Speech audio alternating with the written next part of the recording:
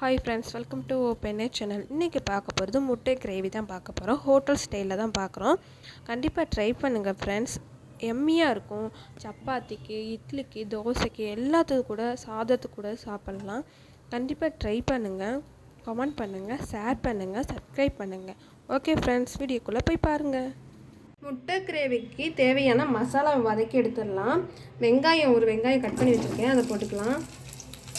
வெங்காயம் நல்லா பொன்னிறமாக வதங்கணும், அது வரைக்கும் வதக்கி எடுத்துக்கோங்க.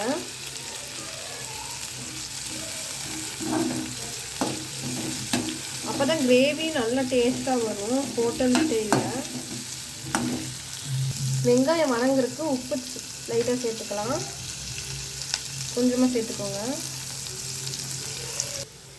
பாருங்கள், வெங்காயம் ஓரளவுக்கு வதங்கிருக்கு. இது கூட இஞ்சி, ஒரு துண்டு இஞ்சி, கொஞ்சமாக பூண்டு சேர்த்துக்கலாம். நல்லா வதக்கி எடுத்துக்கோங்க.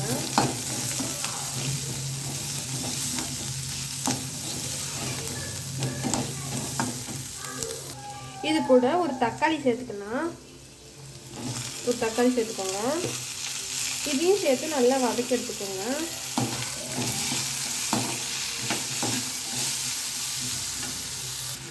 பாருங்க, நல்லா வதக்கி எடுத்தாச்சு. இப்படி வதக்கி எடுக்கணும். வெங்காயம்லாம் நல்லா ப்ரௌனிஸாக ஆகணும்.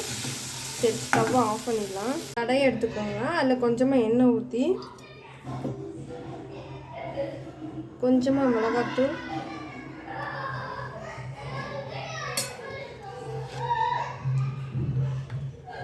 உப்பு கொஞ்சமாக சேர்த்துக்கோங்க. மஞ்சத்தூள் கொஞ்சம் சேர்த்துக்கோங்க. இது கூட கரம் மசாலா சேர்த்துக்கலாம். கொஞ்சமாக கரம் மசாலா சேர்த்துக்கோங்க. இதெல்லாம் சேர்த்து மிக்ஸ் பண்ணிவிட்டு இது கூட நம்ம முட்டை சேர்க்கணும். 4 முட்டை சேர்த்துருக்கேன். இது கூடயே நல்லா முட்டையெல்லாம் வறுத்து எடுத்துக்கோங்க. நல்லா ரோஸ்ட் பண்ணிக்கோங்க, அப்போ தான் நல்லா டேஸ்ட்டாக இருக்கும். முட்டையை வந்து 4 பக்கமும் கீறி விட்டுக்கோங்க. நீங்கள் அப்படியே சேர்த்திங்கன்னா முட்டை வெடிக்கிறதுக்கு கூட சான்ஸ் இருக்குது. அதனால் 4 பக்கம் கீறிட்டு நீங்கள் நல்லா வறுத்து எடுத்துக்கோங்க. இல்லை, எனக்கு வறுக்கிறது பிடிக்காது அப்படின்னா நீங்கள் குழம்புல அப்படியே ஸ்ட்ரெயிட்டாகவே சேர்க்கலாம், வறுக்காமையே.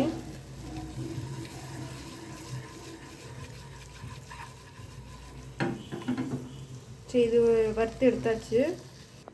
மசாலா வதக்கி வச்சோம் பார்த்தீங்களா, அது கூட நான் 1 கப் தயிர் சேர்த்துருக்கேன்.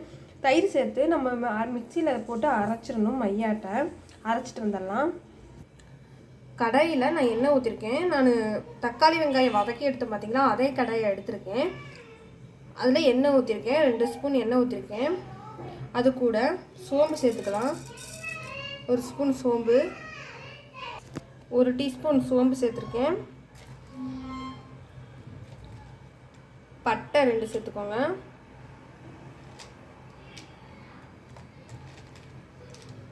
ரெண்டு கிராம்பு சேர்த்துக்கோங்க. இது கூடயே 1 ஏலக்காய் சேர்த்துக்கோங்க. நல்லா பொரிஞ்சிருச்சு பாருங்கள். நம்ம அரைச்சிட்டு வந்தோம் பார்த்தீங்களா, தக்காளி, வெங்காயம், பூண்டு, இஞ்சி, இது கூட தயிர் சேர்த்து நம்ம அரைச்சிட்டு வந்திருக்கோம். அந்த அரைச்சிட்டு வந்த விழுதை இதில் போட்டுடலாம்.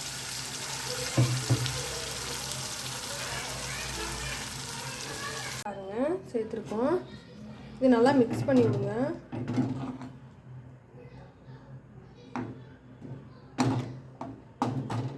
இது நல்லா ஒரு கொதி வரட்டும்.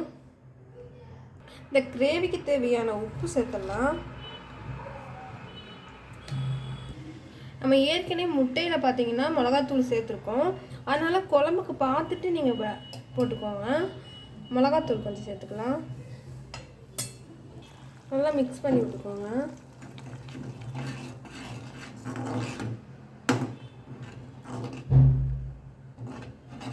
இது நல்லா கொதி வரட்டும். மூடி போட்டு மூடி வச்சிடலாம்.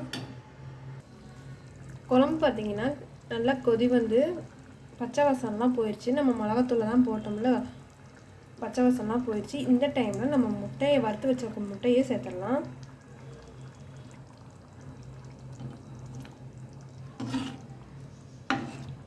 நல்லா மிக்ஸ் பண்ணி விடுங்க.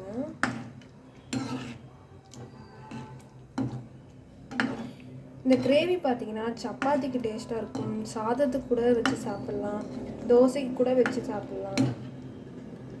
அவ்வளோ டேஸ்ட்டாக இருக்கும். கண்டிப்பாக ட்ரை பண்ணுங்கள். இது ஒரு 5 நிமிஷம் மூடி போட்டு மூடி வச்சிடலாம்.